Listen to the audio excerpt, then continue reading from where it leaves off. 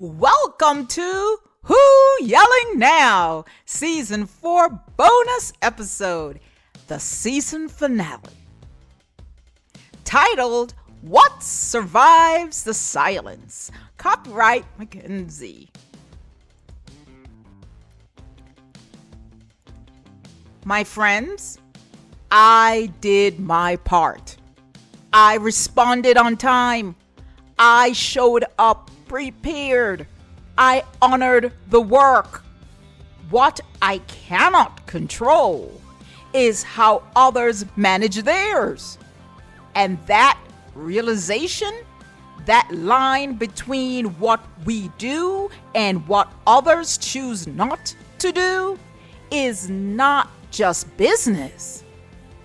It's the same line we've been walking all season. Because silence is not always the absence of truth. Sometimes it is the result of who chooses not to respond. This season asked us a simple question: who controls the story? And what we found is that control is not always loud. It's not always forced. Sometimes it's delay. Sometimes it's avoidance. Sometimes it's nothing at all. And that nothing has weight.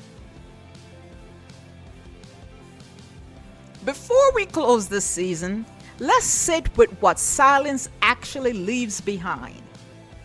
Here is a poem I titled, I Spoke. I spoke, not loudly, but clearly. Not once, but enough. I showed up with everything required, and still nothing moved. No answer, no shift. No acknowledgement of what stood in the room. So I asked myself, was it unheard? Or was it unreceived?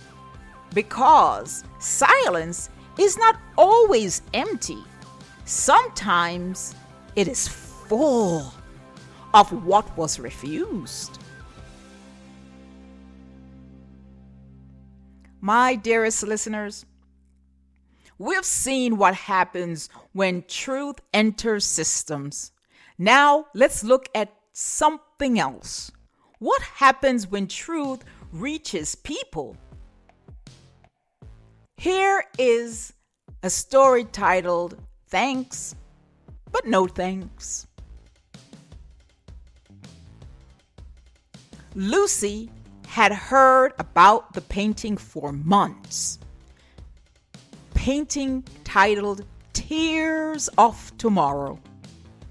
The name alone carried weight.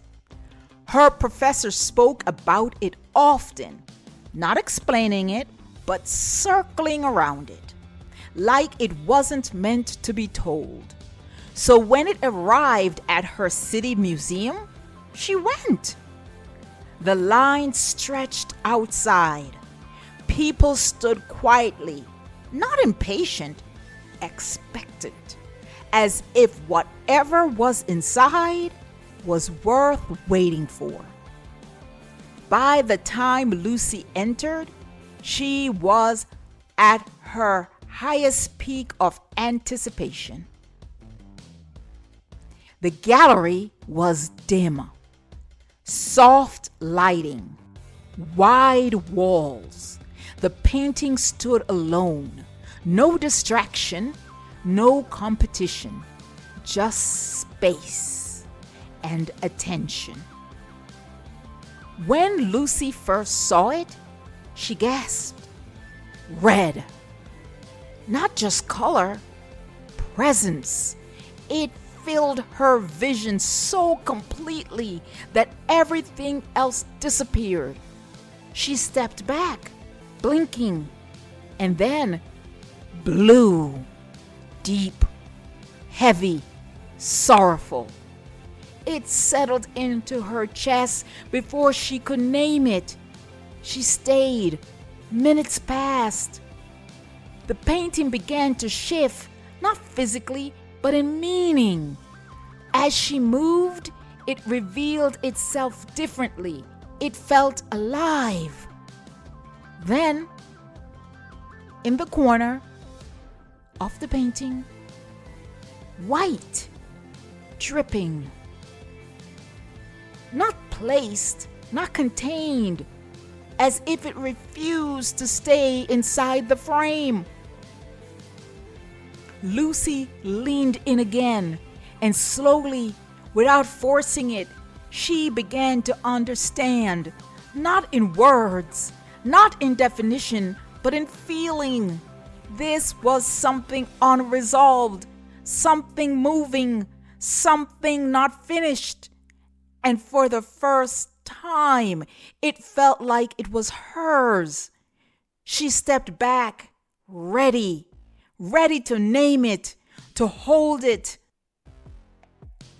And then a voice, confident, certain, and loud, proclaimed, "The artist painted this after losing his brother." Lucy felt the room shifted. The red represents guilty. The blue is depression. The white is the attempt to cleanse what cannot be undone. Heads all nodded quickly, easily. Lucy turned. People weren't searching anymore. They were receiving. She looked back at the painting. The colors hadn't changed, but something had. It no longer moved. It no longer revealed anything. It had been explained. Lucy tried to go back to what she felt before, but the moment was gone. She stepped back, shorter this time. "Oh, I see." But she didn't see, not the way she had before, because before she was inside it. Now she was outside of it. And just like that, she was done. Lucy walked away, and as she moved through the gallery, a question stayed with her. Did I understand the painting, or did I accept someone else's understanding in place of my own? So, my fellow yellers, do we reject truth, or do we reject the way it's delivered? Because when truth is spoken plainly, we resist. But when it's discovered, we accept it. So maybe the problem isn't truth. Maybe it's timing, delivery, ownership. Because people don't always want truth. They want to arrive at it.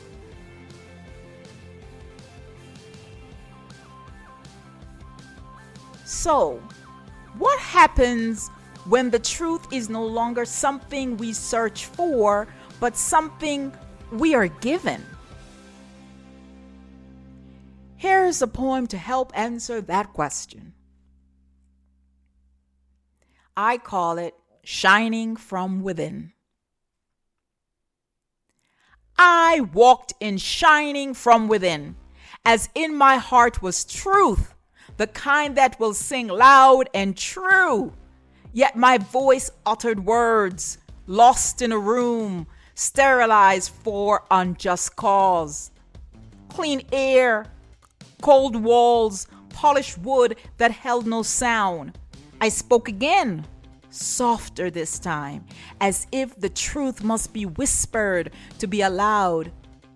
They asked for clarity, but only what they could carry. They asked for truth, but only what they could prove. So I stood full, certain, alive, and watched it shrink in their hands. They wrote something down, called it mine, handed it back, less than what I brought, still breathing, but no longer whole.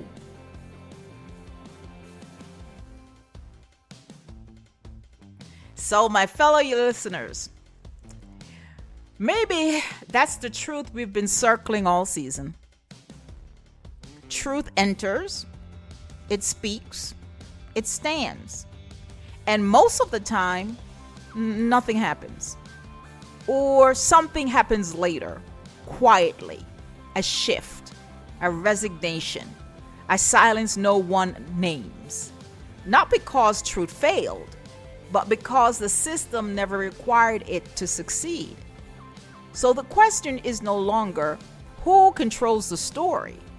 The question is, what do you do when you've seen the truth and no one else moves?